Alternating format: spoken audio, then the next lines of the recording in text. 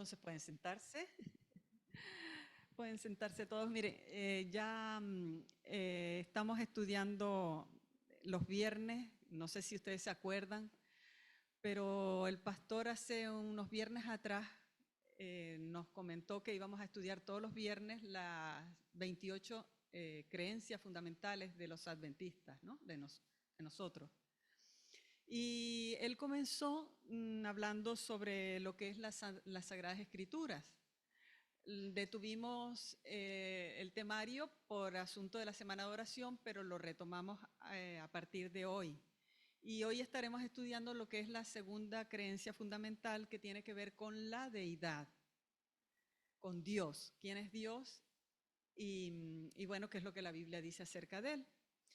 En el Calvario, muchos rechazaron a Jesús. Solo pocas personas lo aceptaron quién era él. Entre ellos estaba el ladrón en la cruz, que dijo, acuérdate de mí cuando estés en tu reino. Lo reconoció como rey y como señor. Y el otro fue el soldado romano que dijo, verdaderamente este era hijo de Dios. Pero realmente pocos reconocieron quién era Jesús. Y el poco reconocimiento que tuvo en ese entonces demuestra cuán poco se conoce acerca de Dios, y se conocía en aquel entonces también acerca de Dios. Hay muchas personas que dicen que Dios no existe. Hay muchas teorías que tratan de explicar a Dios, pero a pesar de ello, se tiene poco conocimiento de Dios y de su persona, ¿no? Pablo ya dijo en 1 Corintios 2:7 que realmente conocer a Dios es una sabiduría que es oculta a los hombres. El ser humano tiene, digamos, una esfera muy corta,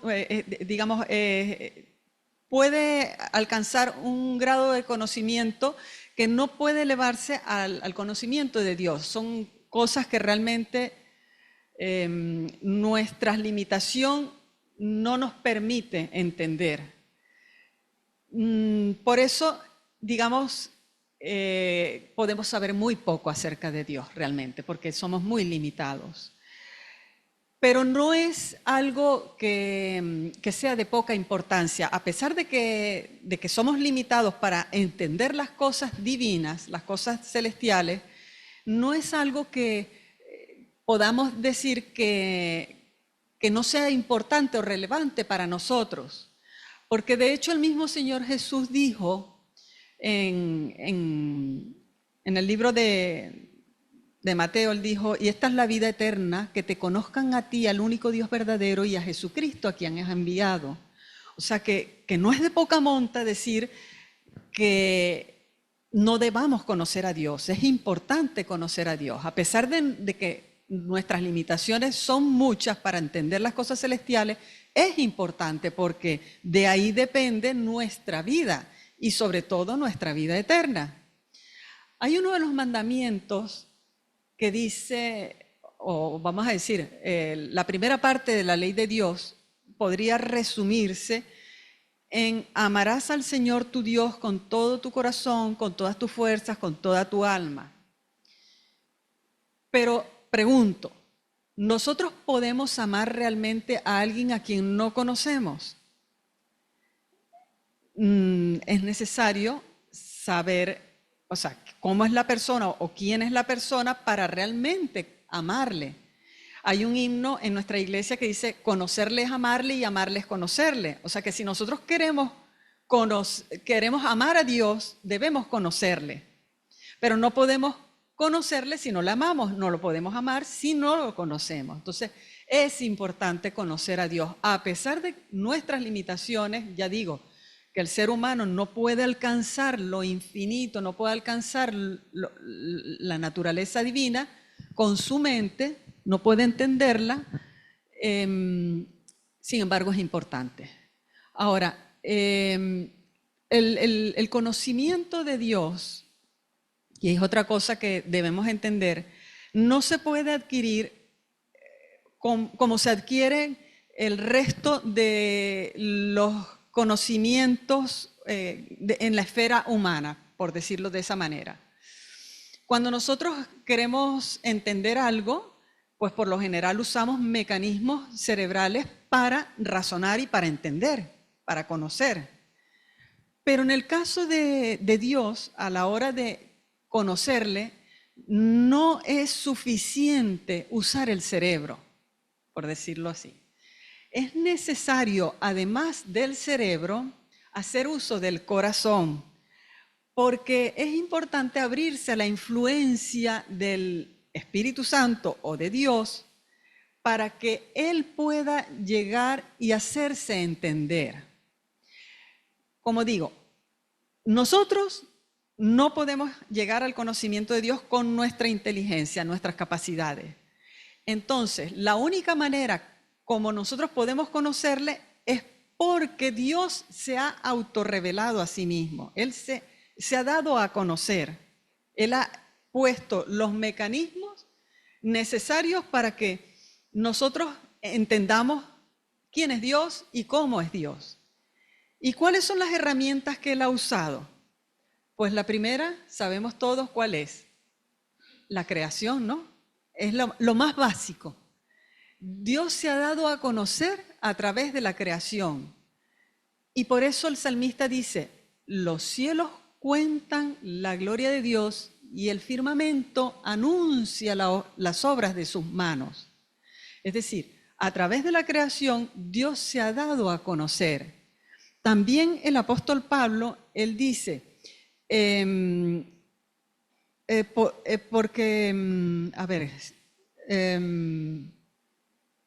las cosas infinitas de Dios, su eterno poder y su deidad se hacen claramente visibles desde la fundación del mundo por medio de las cosas que son hechas. Entonces, a través de las cosas de la creación se hacen visibles al ser humano la presencia de Dios, quién es Dios, la personalidad de Dios, cómo es Dios, por medio de la creación. Ese es, digamos, el primer libro de texto. Además de ello, Dios se revela a la humanidad por medio de las obras de la providencia, por medio del actuar humano. No sé si ustedes recuerdan, por ejemplo, que cuando Pablo fue a Atenas, él vio que había un altar que habían construido al Dios desconocido. Es decir, en otras palabras, cada ser humano dentro de su ser tiene como esa especie de intuición de la existencia de un ser supremo, de Dios. Eso se lo colocó Dios a cada persona. Y por ahí entonces también Dios habla y se revela a cada persona. Como digo, nosotros no, con nuestras propias fuerzas no podemos conocer a Dios. Es porque Dios se revela al ser humano. Y hay la tercera cosa con la que Dios se ha revelado al mundo es a través de las Sagradas Escrituras, a través de la Biblia.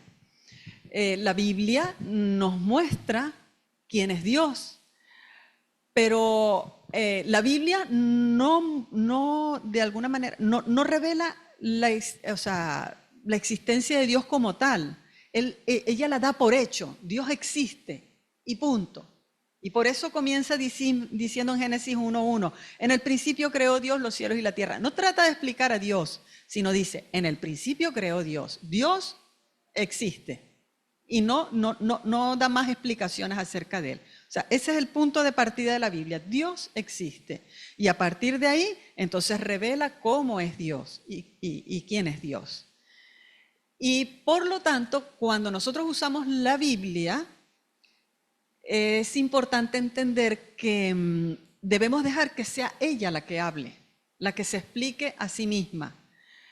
No podemos usar teorías humanas para explicar la Biblia. Ella se explica a sí misma. Y esa es la forma entonces como Dios se ha autorrevelado. Ahora, ustedes dirán, los judíos en los tiempos de Jesús tenían las Sagradas Escrituras, porque ellos no aceptaron a Jesús, porque ellos lo rechazaron.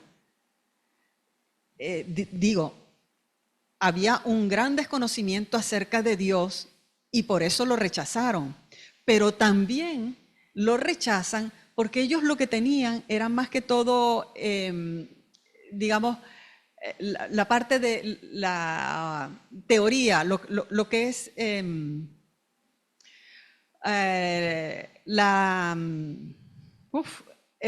problema de ellos era que no abrieron su corazón, vamos a decirlo así. Era un conocimiento más intelectual que de corazón. Entonces, a la hora de nosotros procurar conocer a Dios, debemos entender eso.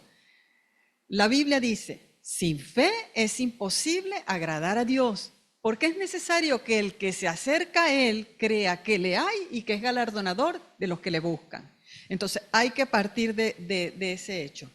La Biblia revela a Dios, pero es necesario que nosotros acudamos a Él, no solamente desde el punto de vista intelectual, usando nuestro cerebro, sino también desde el punto de vista de abrir el corazón para que Dios hable, para que Dios se revele a sí mismo.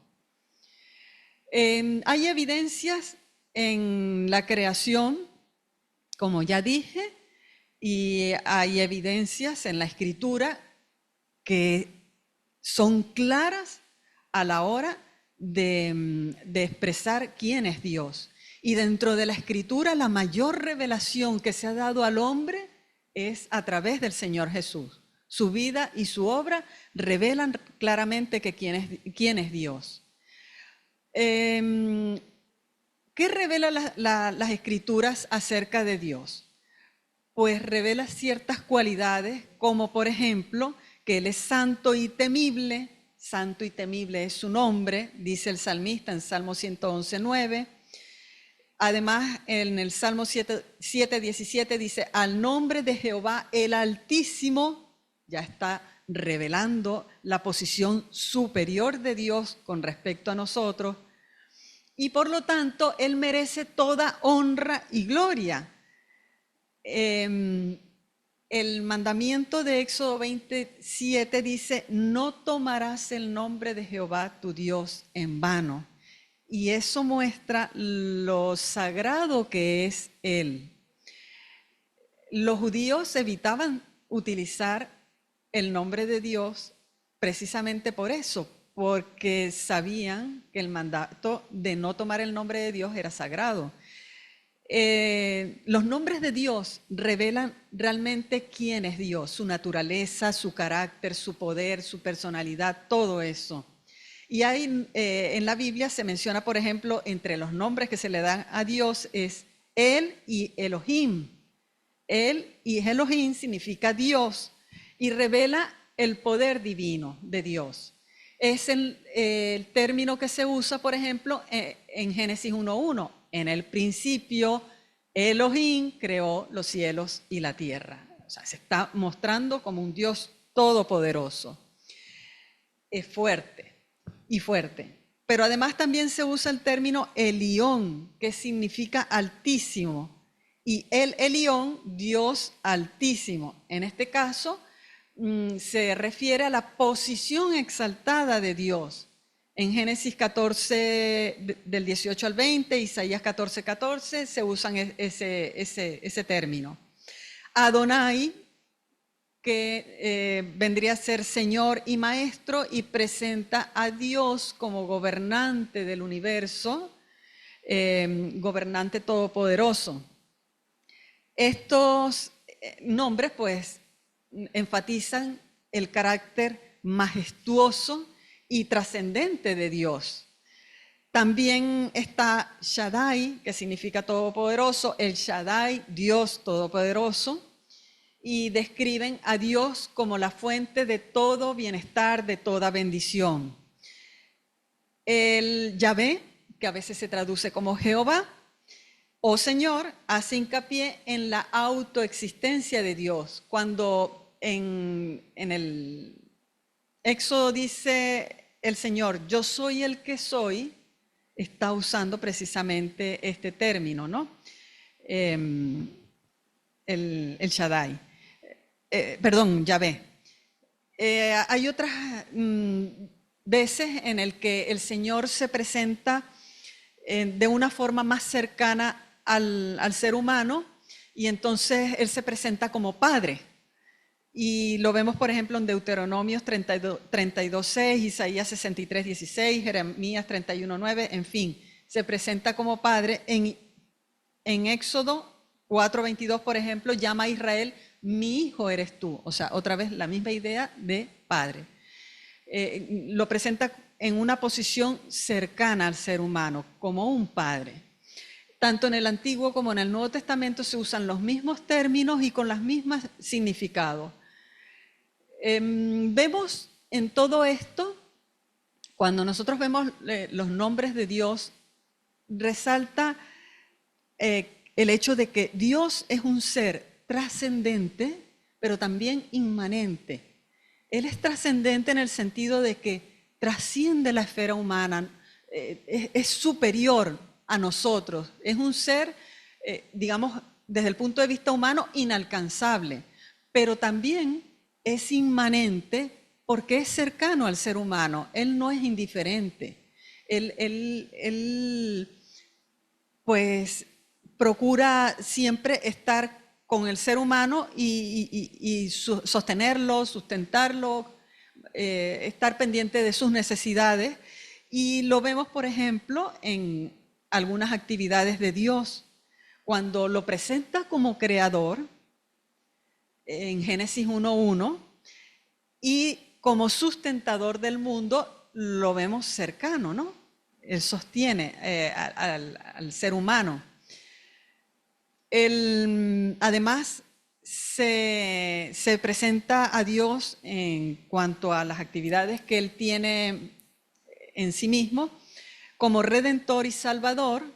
Está en Deuteronomio 5:6, 2 Corintios 5:19. Yo estoy diciendo los textos rápidos porque son muchísimos y les estoy diciendo pocos porque en realidad son más de los que menciono. También Dios, por ejemplo, hace planes, promesas. Voy a leerles, por ejemplo, Isaías 46:9 y 10, que dice, porque yo soy Dios y no hay otro Dios, no hay nadie semejante a mí, que anuncio lo por venir desde el principio y desde la antigüedad lo que aún no era hecho, que digo mi consejo permanecerá y haré todo lo que quiero. Entonces vemos aquí a Dios pues anunciando, haciendo planes, dando consejos, como un Dios que está ahí, cerca del ser humano. Pero como digo, también en 1 de Timoteo 1:17 dice que Él es Rey de los siglos, inmortal, invisible, único y sabio Dios. Entonces, en todo esto vemos a Dios en sus características de ser trascendente, pero también inmanente, superior al ser humano, pero cercano.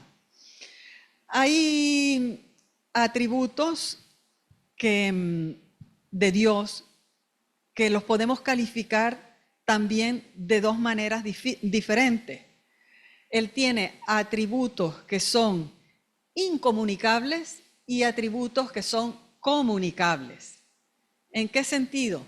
Los atributos incomunicables son aquellos que Él tiene, pero que no le comunica al ser humano. Por ejemplo, Dios tiene existencia propia, es un atributo incomunicable. En Juan 5:26 dice que el Padre tiene vida en sí mismo. Además, Él es independiente en su voluntad y en su poder. Eso está en Efesios 1:5 y Salmo 115:3. Él es omnisciente porque conoce todas las cosas. Él es el alfa y el omega, el principio y el fin, como dice Apocalipsis 1:8. Conoce el fin desde el principio, Isaías 46:9. Es omnipresente, es decir, Dios no está limitado al espacio. Él está en todas partes al mismo tiempo, pero también Él, digamos, es eterno. Él no está confinado a un tiempo específico, sino que Él vive desde la eternidad y hacia la eternidad. Todas estas son características de Dios que son incomunicables al ser humano, son de Él nada más. Es todopoderoso, omnipotente, para Él nada es posible, es inmutable, no cambia, es perfecto. Lo dice, por ejemplo, Malaquías 3:6, yo Jehová no cambio. Por lo tanto, entonces tiene estos atributos que, digamos, le pertenecen a Él y no se los comunica al ser humano. El ser humano no es eterno, no es omnipotente, no es omnipresente, nada de esto. Pero hay algunos atributos que Él sí le comunica al ser humano y uno de ellos es el amor. En Romanos 5:8 dice, mas Dios muestra su amor por nosotros en que siendo aún pecadores, Cristo murió por nosotros. Entonces, Él muestra ese amor hacia el ser humano. Pero también Él muestra su gracia, siendo justificados gratuitamente por su gracia mediante la redención en Cristo Jesús. Eso lo dice en Romanos 3:24. Es misericordioso también. En Salmo 145:9 dice, bueno es Jehová para con todos y sus misericordias sobre todas sus obras. Él es paciente, segunda de Pedro 3:9, el Señor no retarda su promesa como algunos lo tienen por tardanza, sino que es paciente con todos nosotros porque no quiere que nadie se pierda, sino que todos procedan al arrepentimiento. O sea, son atributos que Él comunica al ser humano porque quiere, por su misericordia. También su santidad, su justicia, la verdad también es un atributo que Él le comunica al ser humano. En 1 Juan 5:20, por ejemplo, dice, nos ha dado entendimiento para conocer al que es verdadero. Ahora, Dios tiene también una cualidad que es que Él conoce todas las cosas. Y hay una parte que quizás ha causado cierta controversia dentro de los cristianos y es el punto de lo que es el libre albedrío o la libertad humana y la predestinación. Me explico. Hay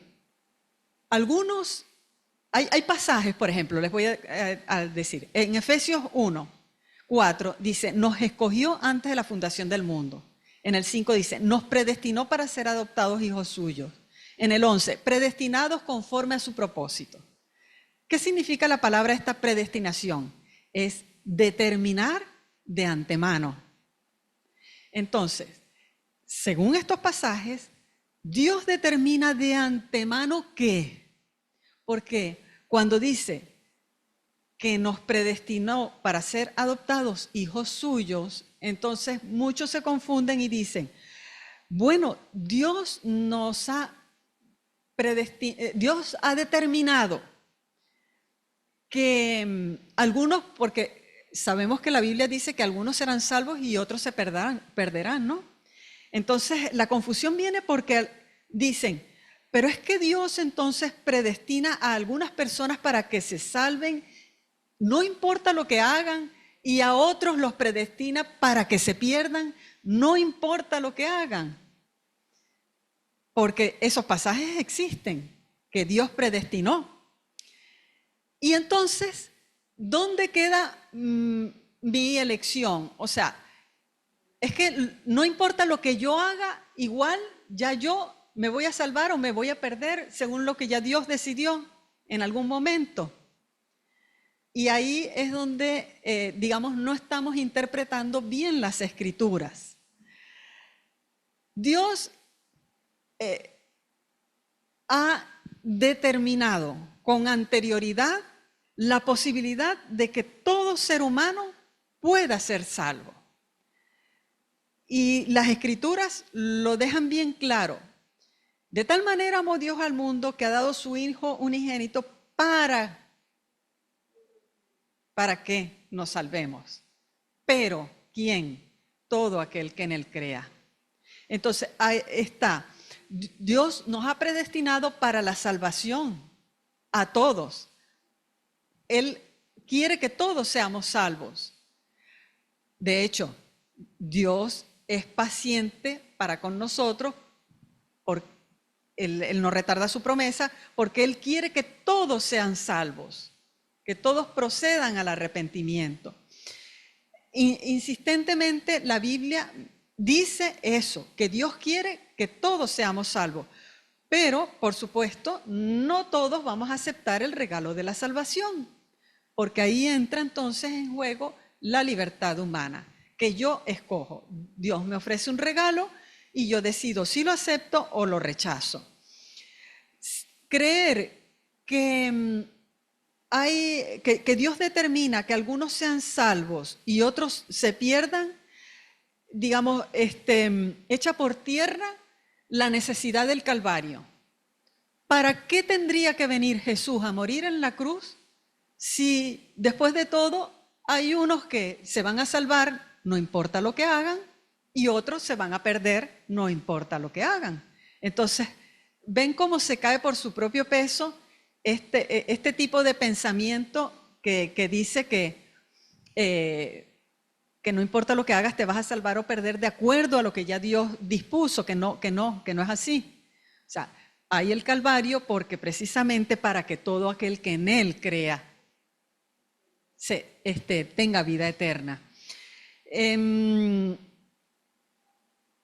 La voluntad humana es un factor determinante a la hora de decidir el destino personal de cada quien. Y eso continuamente lo dice la Escritura. Hay un camino ancho, un camino estrecho. Unos escogerán una vía, otras la otra. Ahora, ¿Dios puede prever quién será salvo? Sí. Dios lo conoce porque Él sabe todo desde la eternidad. Y Él sabe si yo me voy a perder, porque Él conoce cuáles van a ser mis elecciones. Pero Él no va a interferir en mis elecciones. Él sabe si el camino que yo voy a llevar en la vida y de antemano sabe si voy a ir al cielo o no. Pero lo que Él no va a hacer es interferir en mis decisiones. Es como cuando tú tienes una fotografía y tú conoces lo que está allí, pero tú no puedes mover nada en esa fotografía. Tú no puedes interferir en lo que allí está pintado. Así es la mente de Dios. Él conoce todas las cosas y sabe quién se va a salvar y quién se va a perder, pero Él no va a interferir en el desarrollo. Algunas personas creen que Dios tiene, digamos, un conocimiento general, del panorama general, pero no un conocimiento individual de cada persona. No, Dios tiene el conocimiento individual porque Él conoce y sabe, tiene contado hasta nuestros cabellos. Él conoce todo de nosotros. Conoce nuestra personalidad, nuestras inclinaciones, nuestras luchas, todo. Él nos ayuda, sí, si se lo pedimos, pero si no, Él, pues, digamos, nos da libertad. Ahora, ¿por qué dice la Escritura, por ejemplo, que Dios amó a Jacob y aborreció a Esaú? Que por ahí también hay algunos conflictos. ¿Por qué dice que Dios endureció el corazón de Faraón? No es que Dios quiso o determinó que Jacob se salvara, Esaú se perdiera. No está hablando acerca de eso. Cuando la Escritura dice que Dios amó a Jacob y aborreció a Esaú, está diciendo que Dios, porque conocía a Jacob y su carácter, Él determinó que a través de Jacob vendría la simiente prometida, la salvación. A través de Jacob, pues vino Jesús. no a través de Esaú, porque conocía a Esaú, pero no porque lo desechara, no. Él no desecha a nadie, Él es paciente y Él quiere que todos se arrepientan y que todos se salven, pero cada quien escoge. En el caso de Faraón es lo mismo. Cuando dice que Dios endureció el corazón de Faraón, no es porque hizo que Faraón se cerrara a la posibilidad de aceptar la salvación que Dios estaba ofreciendo a su pueblo, no, sino que Él dejó que Faraón cosechara lo que Él mismo quiso sembrar. Si quiso sembrar incredulidad y digamos, renuencia a aceptar al Señor, pues Dios lo dejó. Igual sucede con nosotros. Dios nos da libertad para escoger el camino que nosotros queremos llevar.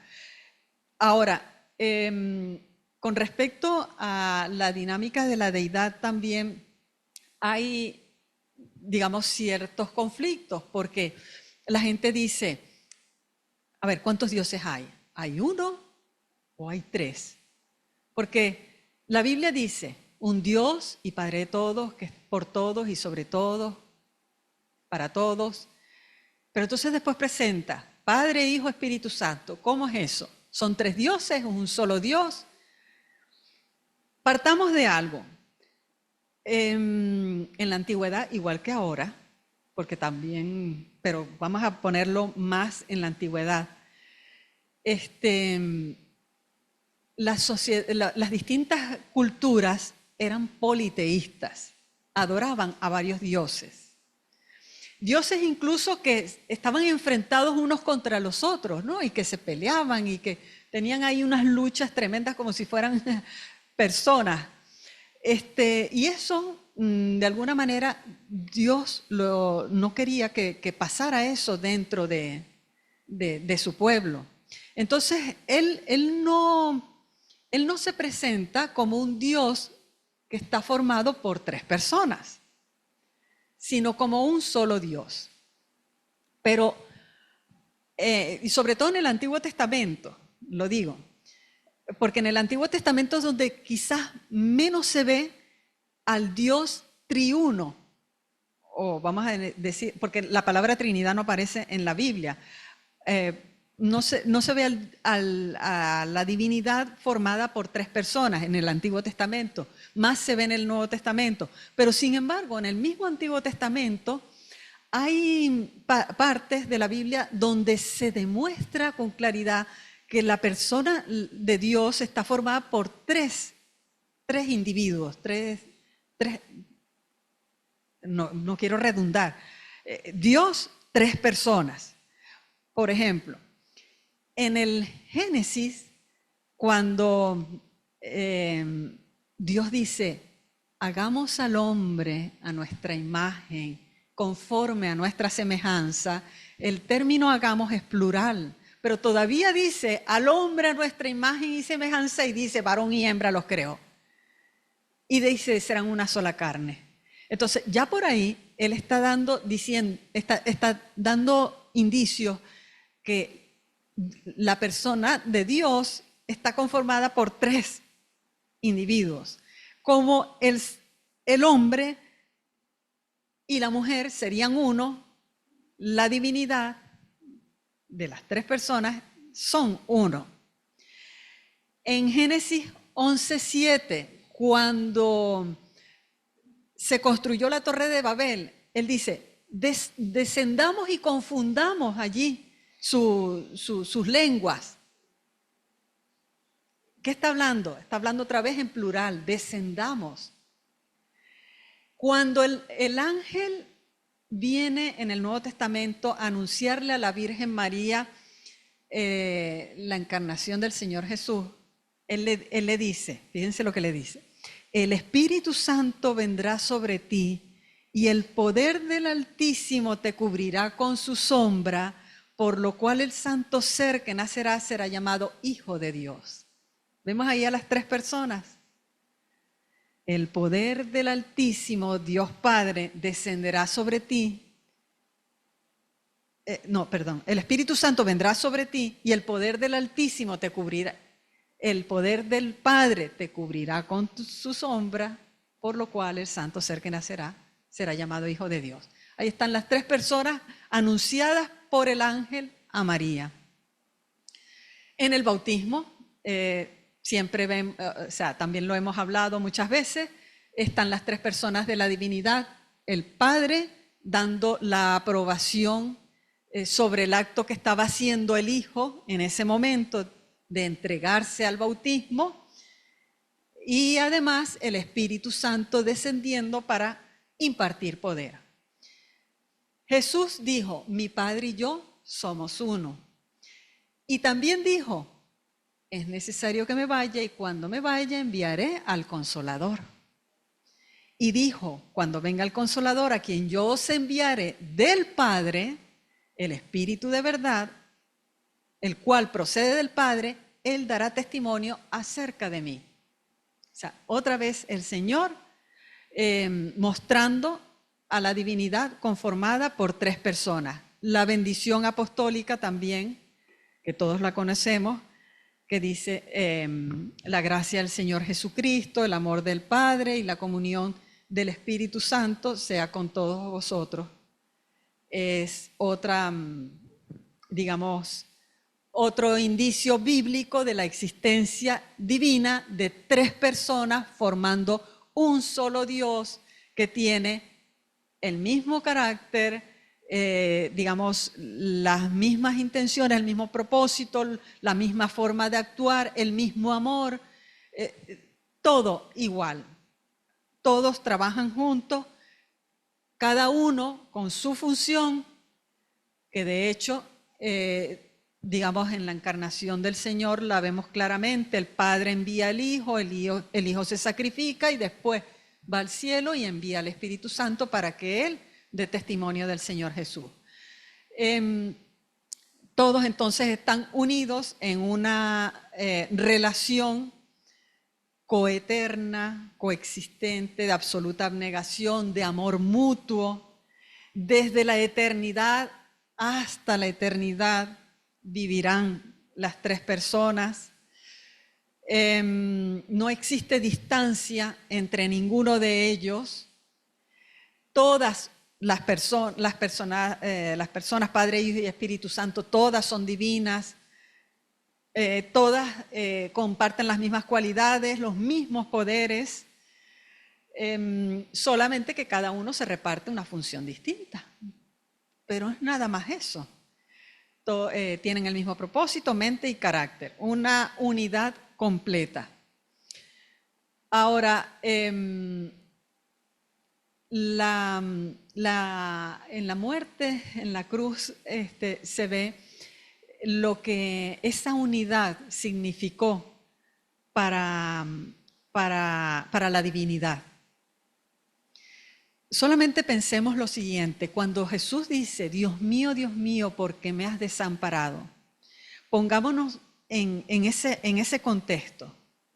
Imagínense ustedes haber coexistido por la eternidad con una persona y que por X o Y causa tengan que separarse. Pensemos solamente en el dolor que produce la separación de la muerte en la pareja, en un matrimonio.